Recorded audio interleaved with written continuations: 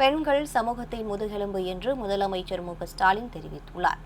சென்னை நந்தம்பாக்கத்தில் மகளிர் உச்சி மாநாட்டை முதலமைச்சர் ஸ்டாலின் தொடங்கி வைத்தார். இதன்பின் பேசிய அவர், இந்தியாவிலேயே பெண்கள் அதிகளவில் பணிக்கு செல்லும் மாநிலம் தமிழ்நாடு என்றும், ஆண்களுக்கு இணையாக பெண்கள் அதிகளவில் வெளியில் வர வேண்டும் என்றும் தெரிவித்தார். பல்வேறு துறைகளில் பெண்கள் உயர் பொறுப்புகளில் அமர வேண்டும் என்றும், பெண்கள்தான் இந்த சமூகத்தின் முதுகெலும்பு என்றும் அவர் தெரிவித்தார். பெண்கள் தலைமையேற்று நடத்தும் ஸ்டார்ட் அப் நிறுவனங்களின் எண்ணிக்கை தமிழகத்தில் அதிகரித்துள்ளதாக கூறிய அவர், கருப்பை வாய் புற்றுநோயை தடுக்க தமிழ்நாடு அரசு சார்பில் இலவச தடுப்பூசி செலுத்தப்படுவதாக தெரிவித்தார்.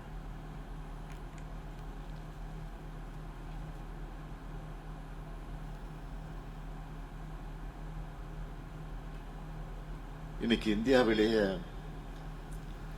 பெண்கள் அதிகம் வேலைக்கு போற மாநிலமா நம்முடைய தமிழ்நாடு தான் இருக்கு. புதுசா எந்த நிறுவனம் தமிழ்நாட்டில் தொடங்க முன்வந்தாலும் இது மூலமா பெண்கள் எத்தனை பேருக்கு வேலை கிடைக்கும் அப்படின்னு தான் நான் கேட்கறது முதல் கேள்வியா இருக்கும். அதுதான் என்னுடைய வழக்கமாக இருந்து கொண்டிருக்கிறது. இப்போ பல தனியார் நிறுவனங்கள்ல இத்தனை % பெண் தொழிலாளர்களுக்குன்னு சொல்ல ஆரம்பிச்சுட்டாங்க.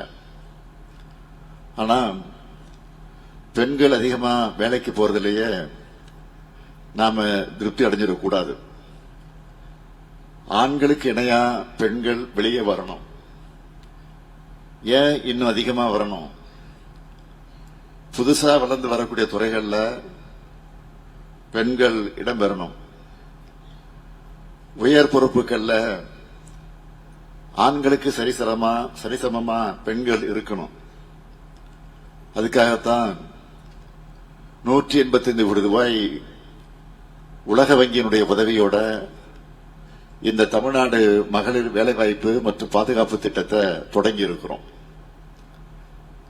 இந்த 2 நாள் மாநாட்டில் விவாதிக்கப்படக்கூடிய கருத்துக்களும் அதனால உருவாக போற ஆக்கப்பூர்வமான சிந்தனைகளும் நம்முடைய இலக்கை அடைய துணை நிற்கும்னு நான் நம்புறேன். பெண்கள் தான் இந்த சமூகத்துடைய முதுகெலும்பு. மக்கள் தொகையில சரிவாதியாக இருக்கக்கூடிய பெண்கள் முன்னேறாம எந்த நாடும் வளர முடியாது. தந்தை பெரியார் அவர்கள் 100 ஆண்டுகளுக்கு முன்னையே வலியுறுத்தின கருத்து இது. அவருடைய வழியை பின்பற்றி முத்தமிழறிஞர் கலைஞர் அவர்கள் பெண்களுடைய முன்னேற்றத்திற்கான ஏராளமான திட்டங்களை செயல்படுத்தினார். குடும்ப சொத்தில பெண்களுக்கு சம உரிமை, காவல்துறையில பெண் காவலர்கள், கிராமப்புற பெண்களும் மேன்மையடைவதற்கு அடித்தளமான மகளிர் சுய உதவி குழுக்கள், அரசியல் பங்கேற்புல பெண்களுக்கான பிரதிநிதித்துவத்தை உறுதி செய்ய உள்ளாட்சிகள்ல இடஒதுக்கீடு நீண்ட பட்டியலை போட முடியும்.